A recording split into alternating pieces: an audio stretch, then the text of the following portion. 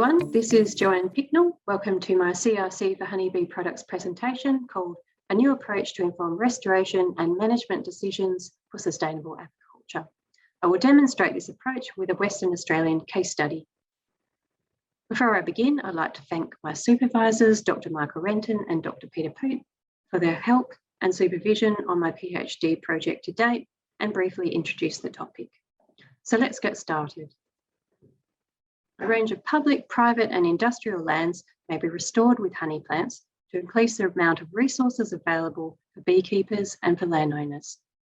Sites that might be revegetated with honey plants include reclaimed mine sites, mixed-use farms, pollination reserves, burnt or degraded bushland, roadside reserves and forestry plantations.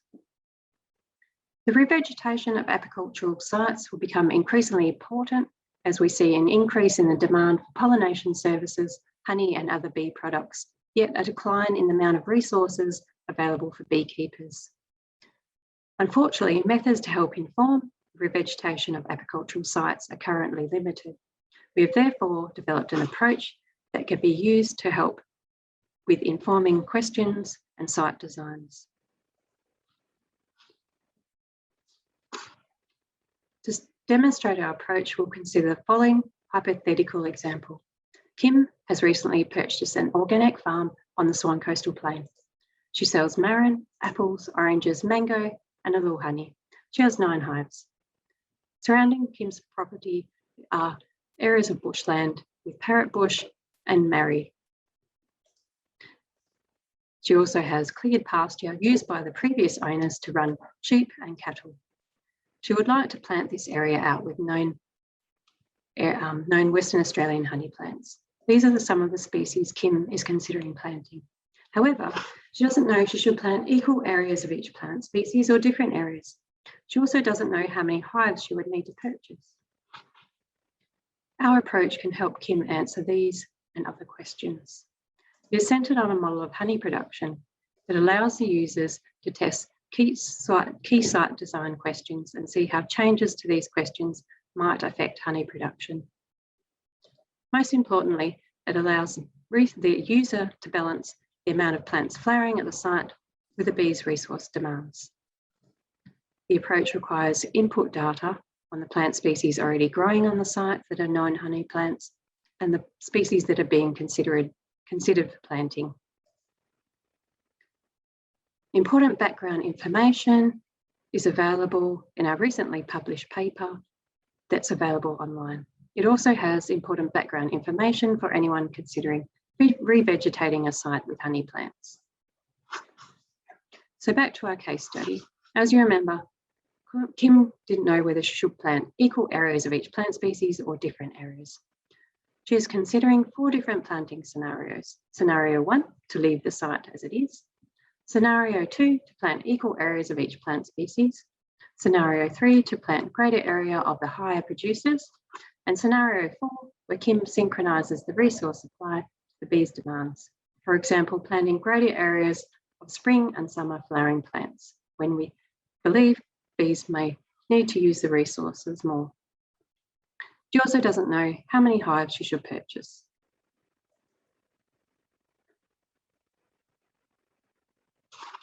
Kim would like to use the model to answer these questions. To do so, she'll require various data input on the plant species growing on the site, as well as a new species she's considering planting. For example, parrot bush is a flowering species on Kim's site. She will need data input on the timing, duration and quantity of flowering, its melliferous potential, the area of this species growing on the site, and the density of the plants, both new and the new planting density and the existing density of plants on the site. For this case study, we will assume that she has been provided with the necessary data to run the model. We'll also assume that the planting density is the same as the density of plants already growing on the site, and for simplicity, we'll assume that all plant species are flowering and productive, even if they don't flower prolifically every year. Kim enters the data into the model.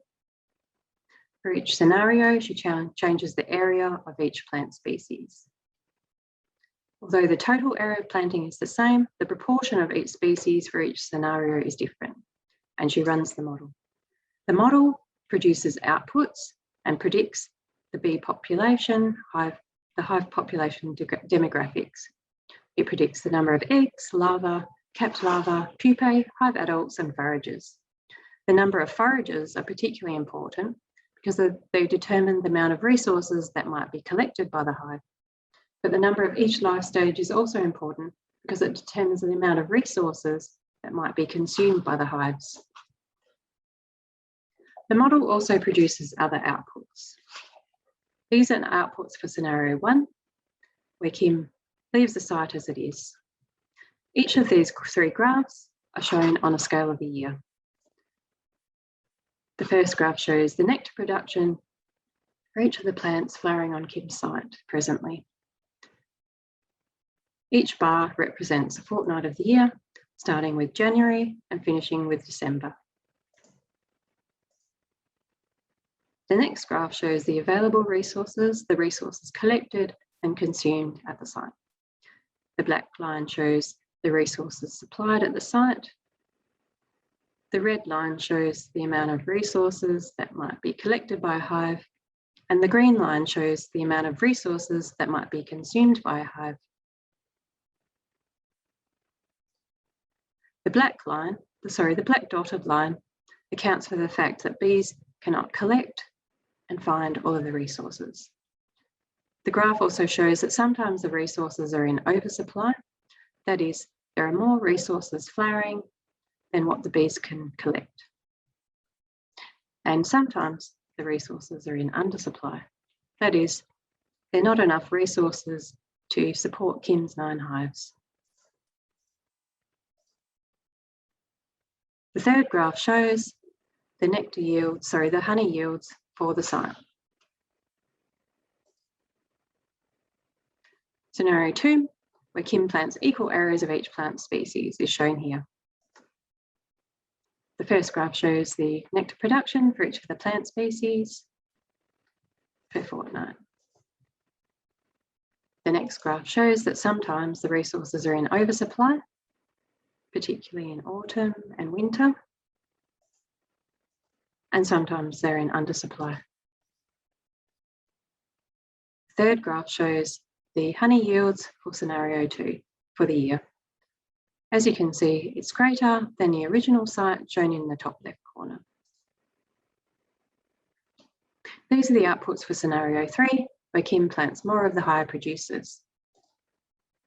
The first graph shows the nectar production for each plant species again. The second graph shows that sometimes the resources are in oversupply and sometimes in undersupply. The third graph shows that the yields are higher than the previous 2 scenarios. These are the outputs for scenario 4, where Kim synchronises the resource supply to the bees' demands. This is the nectar production per fortnight for each of the plant species. The middle graph shows that the resource supply is roughly balanced with the amount of resources that the hive can collect. The yields for the year are greater than the previous scenarios, indicating that this scenario where Kim plants or synchronises the resource supply to the bees' demands is likely to be the best planting scenario. As you remember, Kim also didn't know how many hives that she would need to purchase.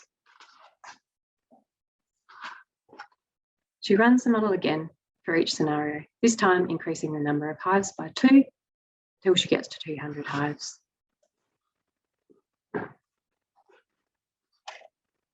This graph on the left shows the production for the planting scenarios. Production is on the y-axis and the number of hives is on the x-axis. The graph shows that as you increase the number of hives, the bees are also can collect more resources, but as you increase the number of hives, they're also consuming more resources. For each scenario, there is an optimal number of hives that achieves the best production. The graph confirms that when Kim synchronises the resource supply to the bee's demands, she achieves a better production. This is because the resources are more efficiently planted on the site. That is, more resources are planted when the bees need them and less when they don't. Because the resources are more efficiently planted, this scenario has a greater carrying capacity and can support more hives.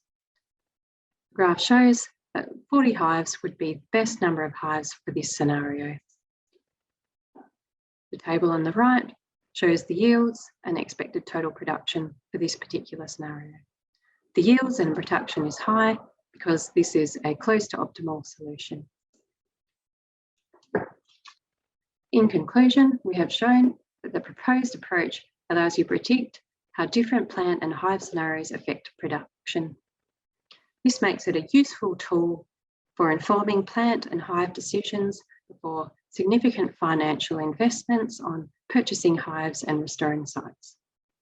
We've also shown that if you balance the flowering resources with the colony's seasonally changing demands, you can increase production. Our approach can improve restoration outcomes for the industry, particularly as the availability and quality of input data increases. Preliminary investigations show that our outputs fit independent data well. That is, the amount of honey produced, collected and consumed each season. We are continuously improving our approach. So where to now? If we account for the quality and quantity of the pollen resources on the site, we can also synchronise the bees' pollen demands to the resource supply. At the moment, we assume that the amount of pollen is unlimited. We can also improve the economic component of the model. This would be by accounting for maintenance and planting costs and other operational costs. If we add a spatial component, we will allow the approach to inform the spatial arrangement of plants and hives. And also adding an optimisation methods will allow us to rapidly identify optimal solutions. There are also some key research areas that would improve the prediction power and application of our model. In particular, further research of honeybee populations, particularly their egg-laying rates and longevity under Australian conditions, and further research of nectar and pollen production by Australian plant species, particularly the timing, amount, yearly variation, quality of the pollen, and time to reach flowering maturity. Although we don't account for the time to reach flowering maturity and the plant's frequency of flowering in this particular case study, we can where this data is available. Thank you.